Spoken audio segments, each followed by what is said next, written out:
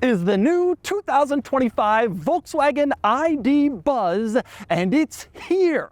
The fully electric reboot of the beloved old-school Volkswagen bus. It's incredibly cool and quirky and cute and distinctive, and it's finally going on sale in America. Today, I'm going to review the US market ID Buzz for the very first time, and I'll show you all of its quirks and features. Before we get started, I want to talk to you about Turo. Turo is the world's largest car-sharing marketplace, and with Turo, you can book any car you want wherever you want it, with hosts all across the United States, Canada, the UK, France, and Australia.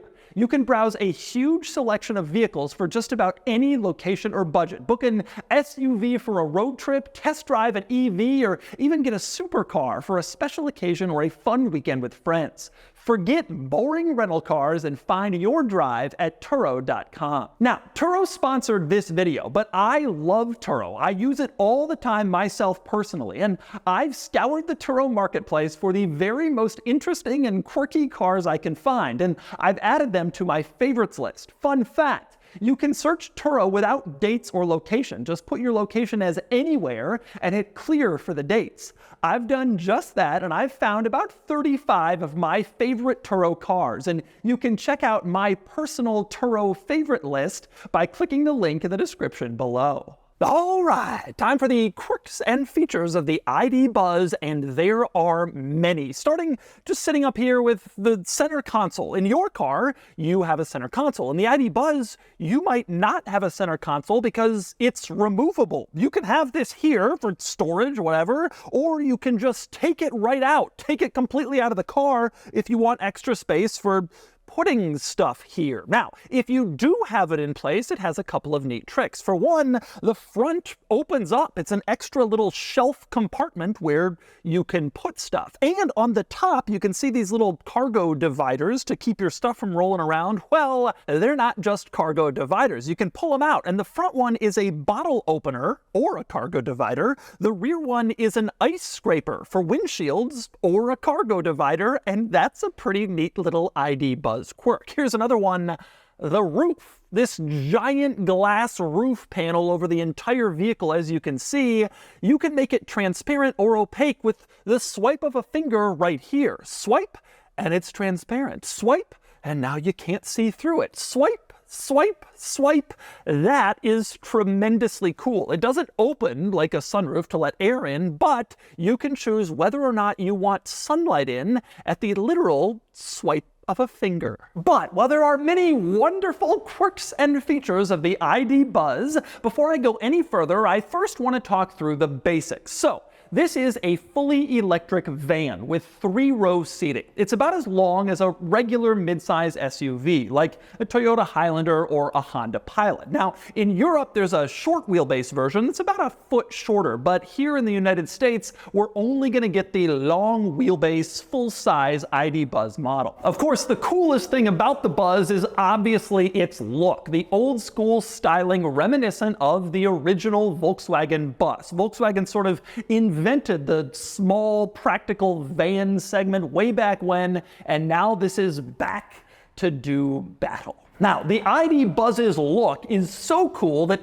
Volkswagen views it as a brand halo car. That's what they say. Sort of the cool, exciting thing that gets people into Volkswagen showrooms. Even if they end up with a different car, this is the one everyone's talking about. The drawback is that's also how they've priced it. The entry-level ID Buzz starts around $61,500. That's for the rear-wheel drive version with about 280 horsepower and roughly 235 miles of range. If you want to upgrade to all-wheel drive and get about 335 horsepower, that's this van, you're going to be paying in the mid to high $60,000 range and even approaching 70 grand on some trim levels. That's big money for a van. But then again, this isn't a traditional van. It's not like you're paying 70 grand for a Honda Odyssey. No van is quite as cool as the ID Buzz. Now, I have reviewed the Buzz before, but only only a pre-production model that I couldn't drive, and then the European version. This is the first time that I've ever driven, been inside, reviewed the ready for production USA spec model that we're gonna get here in North America. So now let's check out the rest of the quirks and features. We start the rest of the Buzz's quirks with what happens when you just walk up to it. The car gives you a bit of a light show. In front, the headlights do this cool kind of funky dance to welcome you, and the VW logo lights up huge in front to really make a distinctive show about what you're walking up to. Same deal in back. There's a little light show when you walk up to the car, although worth pointing out, not quite as dramatic as in front. The giant VW logo in back doesn't light up, which frankly is a bit of a missed opportunity, but that's the situation.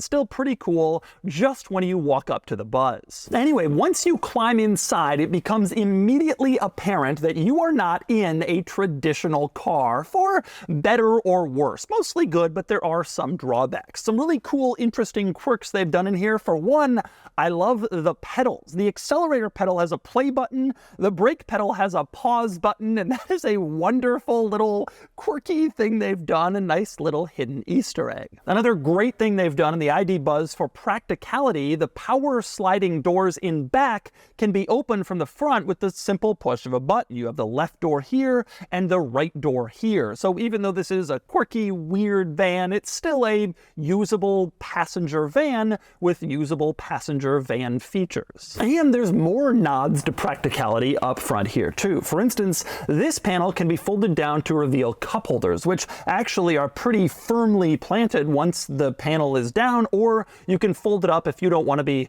reminded of cups. Now, another thing I like, these little panels on the dashboard where you can stick stuff for storage. You have a big one on the passenger side. That's in addition to the glove box, as you can see. Over on the driver's side, you have two. A small one to the left of the steering wheel, not very big, but useful for maybe coins or something like that. To the right of the steering wheel, another little storage panel, and it also comes with two USB-C ports. Now, interestingly, this isn't just a storage panel, it's also a wireless phone charger. You stick your phone down in here and you can charge, which is a pretty nice hidden spot for it. The drawback being you might forget it when you park the car and walk away without your phone. Also, one very interesting little Easter egg, if you look at the bottom of the center infotainment screen, there's a little clip here. Volkswagen tells me this is for your USB cords. You plug in, and instead of having them go all over the place, you can clip it in here and kind of keep it a little neat and tidy with that hidden out of the way clip. Nice idea. And there's more practicality up front. The door panels obviously have storage pockets, as you can see. There's a lower and an upper, which is nice, and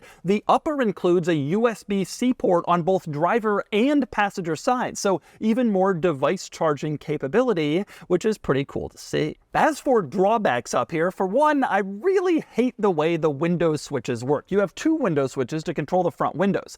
If you want to control the back windows, in every other car, there's a set of back window switches. Here, you don't have that. There's a button marked rear. You push that, and then the same front window switches are now controlling the rear windows. Instead of having four switches, there's that weird rear button. It just isn't the ideal situation. And speaking of the windows, another unusual thing about sitting up here is just the way it's all laid out. The design and style of this car means you have a flat front, so the windshield is really far away from the driver's seat. That's going to mean that it's hard to clean your dashboard, a minor complaint, but also the driving position takes a little bit of getting used to since there's no hood in front of you. More on that later when I drive the Buzz, but there's certainly a little bit of a learning curve there. Next up, onto the screens. You get two, a rather large center infotainment touchscreen, and then a second auxiliary screen mounted directly above the steering wheel.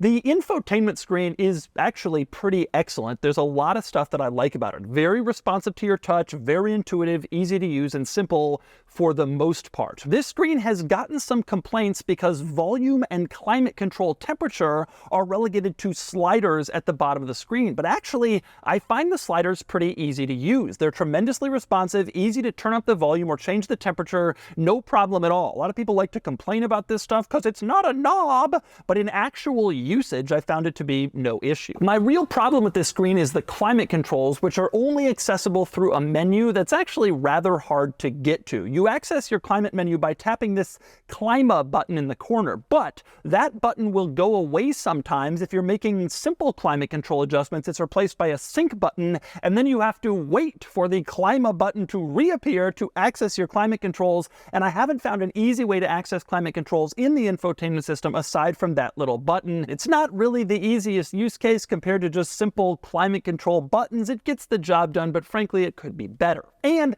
the same can be said for the auxiliary screen above the steering wheel. You can see here it has basically your basics, the gear you're in, the range you have left, the odometer reading, the speed you're going, all the stuff you might need, but it's a small screen and it doesn't give you any more. It would be nice to see a map, for instance, a navigation map directly in front of your line of sight like so many other Volkswagen and Audi models have, but it's not in this car. Now, credit to Volkswagen for not going screenless here like Tesla, where they integrate everything in the center screen. It's nice to have this little auxiliary screen above the steering wheel, but it'd be even nicer if it was bigger with a little more info. Worth pointing out, this particular ID Buzz also has a heads-up display for more information projected onto the windshield, although that is not standard. Now, one other drawback of the infotainment system is the backup camera, which is atrocious. It's pixelated, it distorts everything. It's really not all that good, considering the price point of this car. Kind of a disappointment. But one other thing I like about the infotainment system is the ambient lighting options. Tap on this little ambient lighting app and you can select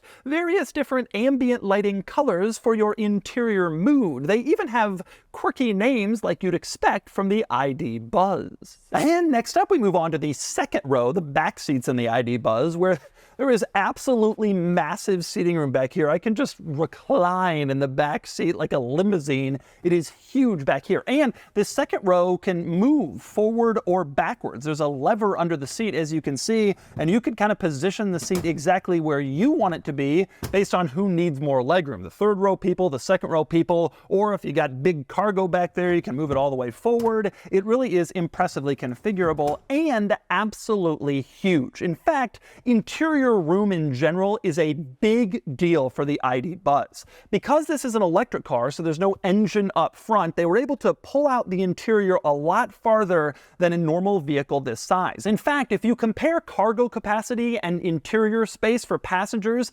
against a Chevy Suburban, the ID Buzz is roughly similar, even though it's 30 inches shorter, 2.5 feet shorter, but it has about the same interior space as a Chevy Suburban. This has double the overall cargo space as a Kia EV9, which is fantastic, and Volkswagen told me it has the largest third row space in the entire car industry, except for commercial vans like the Ford Transit. This thing is huge in terms of interior room, and that's very clear back here. With that said, one major drawback, a big miss in back, there's no cup holders. I don't see a single cup holder everywhere, and I've looked. The center, the door pockets, you don't have any. It's kind of strange because some minivans base their entire marketing strategy on how many cup holders they have. This one in the second row has 0. And it's especially strange there's no cup holders back here because there's actually a lot of clever storage spots. For instance, on the backs of the front seats, you have a little pocket for a smartphone. Put it there and you'll never miss it. You also have little storage panels in the door where you can put smartphones or other devices. And once again, they have USB-C ports on both sides doors, little storage panels with USB-C. And that front removable center console. At the back of it, there's this little panel that comes out for added rear passenger storage. But again, no cup holder back here. With that said, one other feature I really love in back is the climate control situation. This version of the Buzz has climate control for the second row, and I like how easily adjustable it is right above your head, and you have a very large climate vent like you might have up front devoted just to the second row passengers, which is great to see. One very unusual thing in the back seat of the ID Buzz is the way that the rear window opens. It doesn't roll down like in basically every other vehicle, including other vans. Instead, it slides backwards, as you can see, and instead of rolling the window down or up, you roll it forward or backwards, I guess that's what you can say, to open up the rear window back here. Certainly a unique ID Buzz feature. And next up we move into the third row of the ID Buzz, which which I already mentioned is huge, or at least it could potentially be huge. If the second row is moved forward, you really do have an enormous amount of space in the third row. And third row access is impressively easy. You can fold the second row seats on either side forward, and they retain their shape, which means if you have a car seat in the second row of seats, you don't have to remove it to easily get into the third row. Just pull on this latch, fold it forward, you're in, put it back in place, and the car seat stays put. It's a really cool solution.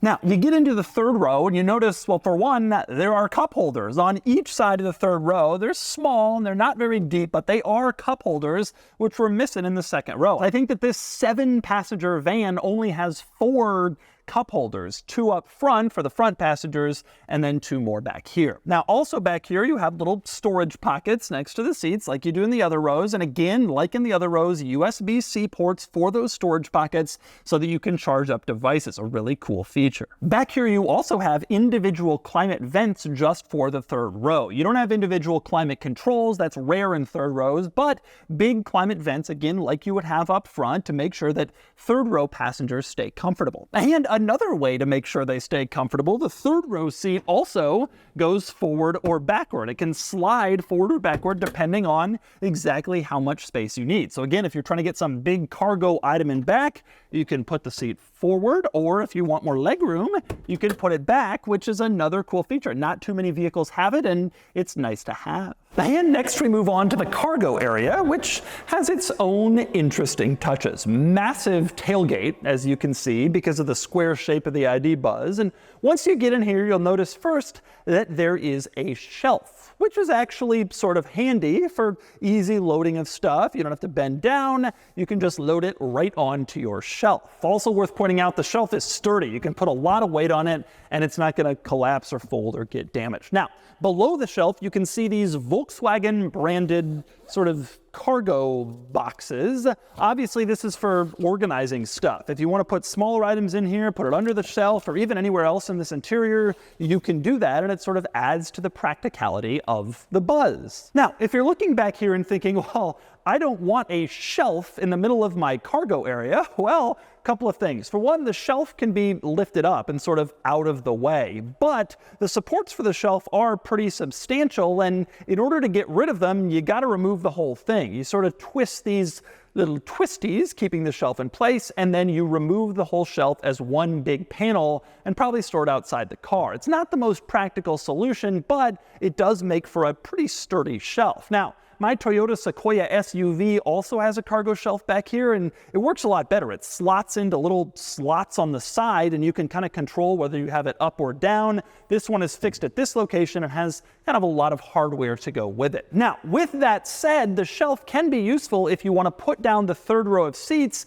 to have a big flat floor of cargo. As you can see, now there's a lot of space back here, almost like a commercial van with the third row seats down. It's worth pointing out these third row seats can also be fully removed. You take out the shelf, you take out the third row seats, you got even more cargo space back here where you can put even more stuff. One interesting drawback of this van, the whole point of the old school Volkswagen bus was you could camp in it. You could kind of stay anywhere and live wherever, and that's the van life movement. Here, there's one kind of disappointing point. If you put the seats down, all the seats, second row and third, plus the shelf, you'll notice there's a little gap between the second row and the third row where if you were sleeping, your butt would just fall into this crevice in the back. Now, you can move the seats around, but even the second row seats all the way back and the third row seats all the way forward, there's still a gap. The seats don't make one big flat floor. Obviously, you can put a mattress in the back for camping, which a lot of people do, and which would basically solve this problem, but it is sort of a disappointing drawback with this seating configuration. By the way, one other interesting thing while I'm back here is the tow hitch situation in the ID Buzz. Yes, you can use this to tow, and you don't see the tow hitch right now because it's hidden away. You get under the bumper, there's a little red lever that you pull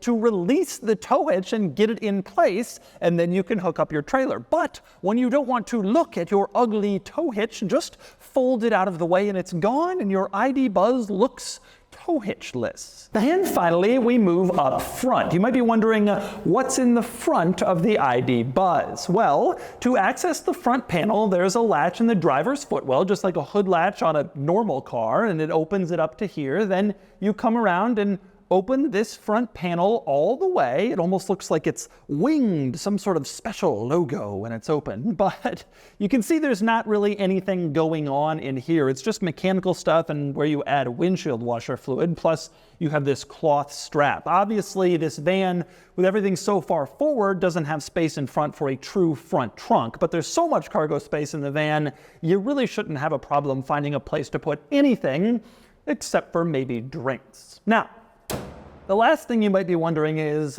who exactly is buying this van? Who is the target market for a $70,000 electric, retro-looking van? And so I asked that to Volkswagen. They told me that the vast majority of buyers interested in this vehicle seem to be in mid-size SUVs or full-size SUVs, and only 3% are driving minivans. Even though this might seem like an obvious comparison to a Honda Odyssey or Toyota Sienna, that, I guess, is a different buyer. This is less practical, more funky. Still, Volkswagen told me they expect a lot of families, young families, will be interested in this vehicle and will be cross-shopping with three-row mid-size SUVs like the Pilot and Highlander, or Volkswagen's own Atlas, and of course full-size larger SUVs, the Grand Wagoneer, Toyota Sequoia, etc. Volkswagen also mentions there's some possibility that a good chunk of buyers will be sort of older people who kind of idealized the Volkswagen bus lifestyle back in the day, and now they want to be part of this kind of resurgence of the vehicle, a retro nostalgia buyer, if you will. Some people who may not even need a van, but just think it's cool. Now, I have a suspicion that's going to be a pretty good amount of customers because this thing is just so cool. But now it's time to take it out on the road and see how it drives. All right, driving the ID Buzz. Now, I have driven the Buzz before. I did a video where I reviewed the European version of the Buzz, and I gotta tell you, I thought it was cool at the time, but it was like, this isn't really that great. I'm not all that impressed. I have to tell you, this thing is a massive improvement over the Euro model I drove. And the primary reason is it's just got more power.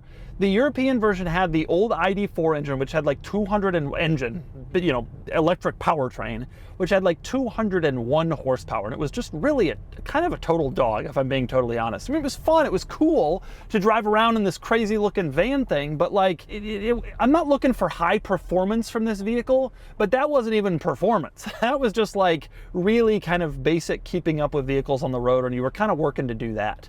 This is a whole different ball game. This one, especially with the all-wheel drive, I haven't driven the rear-wheel drive one, but the all-wheel drive one with 335 horsepower, that is a pretty reasonable figure for a vehicle this size, and it makes it a lot more desirable. And right away, I'm already more interested in this version of the ID Buzz than the European version, the older version, right away, because it's just, I'm not looking for a fast car from a large block-shaped van, but I do want it to be at least capable and responsive, and you have a certain thing that you are already expecting from electric cars to be pretty quick, and this delivers that. So finally, we've solved the problem of the European version. So what else is going on? Well, first off, like I mentioned, the driving position is a little bit weird, and I do think that the driving position requires a little bit of getting used to. And part of that is there's no hood in front of you. That's a little bit strange, but the most difficult part people are gonna have, even though the sizing is about like a midsize SUV, the weird part is the placement of the wheels. They're at the very corner of the car. And so when you turn, it's almost a little bit more like like the turn feels like it's sort of sliding as opposed to like going around a turn. And I have a suspicion there will be people who scrape up the side of their ID Buzzes because just the wheel positioning and the way the turn works is a little bit different in a car with wheels at the very edges. But again, it takes a learning curve like I mentioned before, but it's not like a huge deal and not something that's really gonna cause a problem. Now, I gotta tell you, the thing that I love the very most about the Buzz is it's just really cool, but also really practical. And also, it's just cool. Like, it's the first van that has ever been existing in my lifetime, except maybe like cool built Sprinters, where it's actually cool. It's like the first minivan you would want to be seen in. The first minivan that you think is actually cool enough that you want to be driving around in. And so you kind of get all the benefits of a minivan without the major drawback of like, oh, I'm in a Sienna. Like, oh, that's what minivan people think. Now, the big drawback of the ID Buzz is, of course, price. $61,000 base price, $61,500 with destination. It's a lot of money, and the probably the closest competitor to this, realistically, is the Kia EV9 SUV, which kind of drives like a minivan, which has sort of a minivan-like interior. They pitch it as an SUV, but realistically, it's kind of more like a minivan, and that's cheaper. It's just plain cheaper, and frankly, even that is pretty expensive compared to something like a Kia Telluride, which is just a regular 3-row, midsize SUV. I have a suspicion the Buzz is going to be kind of more of a lifestyle purchase. It's people, it's families for sure, but they got some more money to spend and they want to be in something cool. I know some people like that. There are those people. I have a suspicion it is not the bulk of the market. I think if this van had come into the high $40,000 range, which is kind of where I thought it would be, it would find a lot more buyers. At $61,500, it's starting to get pretty pricey. $70,000 for a van, for a Volkswagen, for et cetera, et cetera. It's just a little bit of a tough sell, but it's great. It really is awesome. I've driven Cybertruck, I've driven, the new Bronco, my Countach. This car attracts about as much attention as just about any other car that I've ever driven. That will change when they start to get around. I saw a bunch of them in Europe this spring and people aren't freaking out. But especially in California where the bus has such a strong reputation, this thing people really, really, really get excited to see it on the road. And I parked in front of my house and I got neighbors who I've never met being like, "What is that thing?" And I'm like, oh, wow. And that's kind of the interesting thing about the Buzz, I would say. There is a lot of buzz about the Buzz, and it is certainly a much cooler alternative to a boring, dull, minivan or even family SUV. And so that's the 2025 Volkswagen ID Buzz. I kind of wish they sold the shorter sized version here. I think it looks better, and I can't believe it took them 2.5 years after revealing it to bring it to the United States. But it's finally here, and I'm thrilled because it's awesome, fantastic, wonderfully distinctive. And now it's time to give the American spec production ID Buzz a DougScore.